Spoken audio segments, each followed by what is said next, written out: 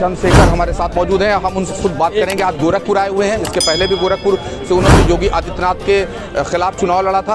आज गोरखपुर 1 साल के बाद उनका आना हुआ है, हम बात करेंगे। चंद्रशेखर जी, मेरा आपसे एक सवाल ये था कि आप 1 साल के बाद गोरखपुर आए और आने के बाद आपने गोरखपुर को देखा भी करीब से, क्या कुछ बदलाव यहाँ पे नजर आया मुख्यमंत्री के शहर में? देखिए, गोरखपुर बहुत प्यारा है।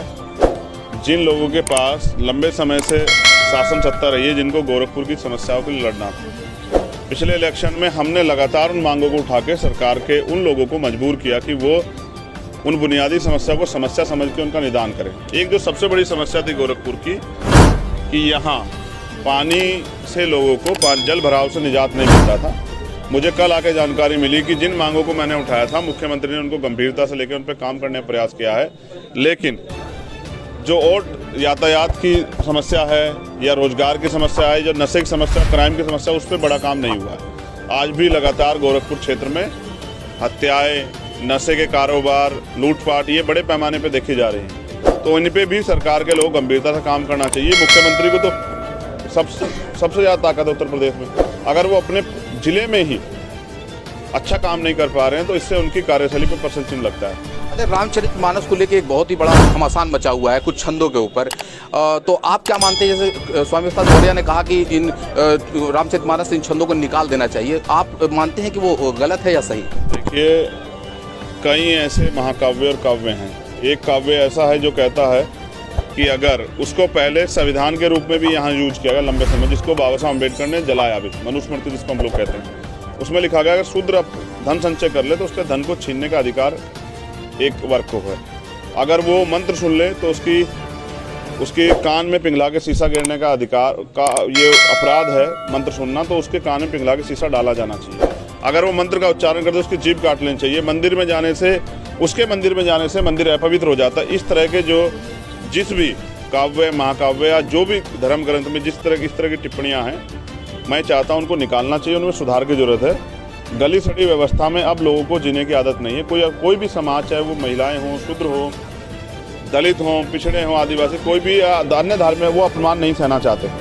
अब वह इस अपमान से निजात दिलाने के लिए वो संघर्ष करना चाहते हैं और सरकार को चाहिए इस पर उचित कदम उठाए। तो बीजेपी तो लगातार जोड़ने की कोशिश कर रही है, हर समुदाय के हर वर्ग के लोगों को जोड़ने की कोशिश करी। खास करके अगर हम बात करें कि जो अन्य जातीय के लोग हैं, जो बीजेपी के वोट बैंक कभी नहीं होते थे, बहुजन समाज पार्टी हुआ करते थे, वो भी अब धीरे धीरे बहुजन समाज पार्टी पिछले विधानसभा चुनाव में पूरी तरीके से उत्तर प्रदेश में समाप्त हो गई, खत्म हो गई। तो आपको लगता नहीं कि बीजेपी की तरफ जुड़ा हुआ है? आखिर ये वोट कहाँ से बीजेपी को इतना % बहुमत मिल रहा है? देखिए, कई चीज़ें हैं। जिस तरह से बीजेपी ने लोगों की जन भावनाओं के साथ खिलवाड़ की, इलेक्शन से पहले जो राशन देके लोगों की वोट को ठगने, रोजगार तो नहीं दे पाई हैं, लोगों के पास आवश्यकता है, आवश्यकता के नाम पर राशन और तमाम तरह की सुविधाएं देके उनको कुछ समय के लिए उनकी वोट को प्रभावित करने का काम सरकार के लोगों ने किया। अब जिस तरह की बात आपने बताई, जोड़ने का नहीं, उनकी वोट को लूटने का प्रयास कर रही है। अगर वास्तविकता में जोड़ने की बात है तो मैंने उनके गंभीर इशूज 4-5 इशू उठाए हैं कि जो अति पिछड़ी जातियाँ हैं उनको भी मुख्य धारा में लाने के लिए 27% से अतिरिक्त, जबकि देना जिसकी इतनी संख्या भारी उसकी उतनी हिस्सेदारी, संख्या के आधार पर आरक्षण व्यवस्था देश में होनी चाहिए थी, लेकिन फिर भी 15% अतिरिक्त 27% है, क्योंकि अब कैप खत्म हो गई है। अति पिछड़ी जाति को आरक्षण देने का समय अब आ गया है। उसके साथ जो दलित समाज की अन्य जातियां हैं, क्योंकि 66 जातियों में हमने डिफाइन किया है, यहाँ उत्तर प्रदेश में 6 दिखती हैं, 60 नहीं दिखती।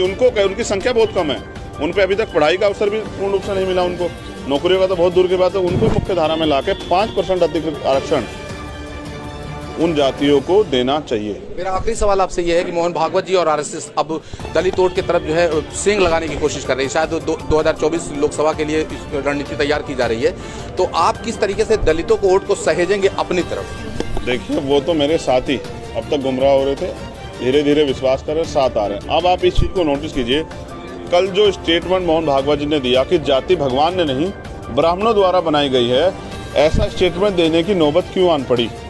ऐसा स्टेटमेंट देने की नौबत इसलिए आन पड़ी क्योंकि अब इन वर्गों के अंदर चेतना, जागरूकता उत्पन्न हो चुकी है। अब वो अपनी बात को कहने के लिए उनके पास वॉइस है, अब वो संघर्ष कर रहे हैं, वो सवाल पूछ रहे हैं। इसलिए आज से पहले अगर कभी किसी संघ के प्रमुख ने ये बयान दिया हो तो आप मेरे याद दिलाइए कि जातियाँ ब्राह्मणों ने बनाई।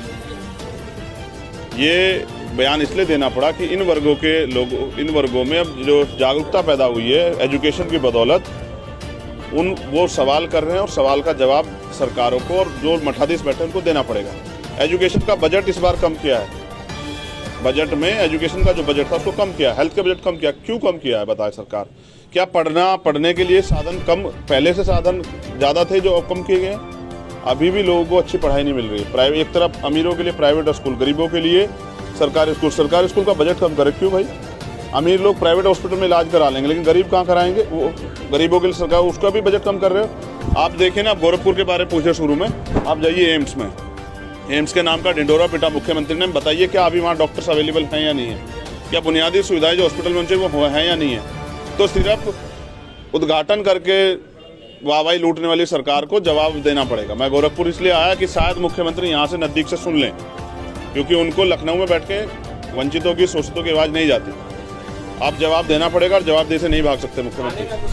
आज़ाद समाज पार्टी के राष्ट्रीय अध्यक्ष चंद्रशेखर की बात आपने सुनी। इन्होंने बताया कि सरकार पूरी तरीके से उत्तर प्रदेश में विफल है, पूरी तरीके से इन्होंने फेल्योर बताया। साथ ही साथ मोहन भागवत के स्टेटमेंट पे इन्होंने कहा कि अब दलित जागृत हो चुका है, जागरूक है, सवाल पूछ रहा है, इसलिए आरएसएस उन्हें रिझाने की कोशिश कर रही है, लेकिन दलित वोट बैंक उनके तरफ है, उन्होंने साफ तौर से कहा।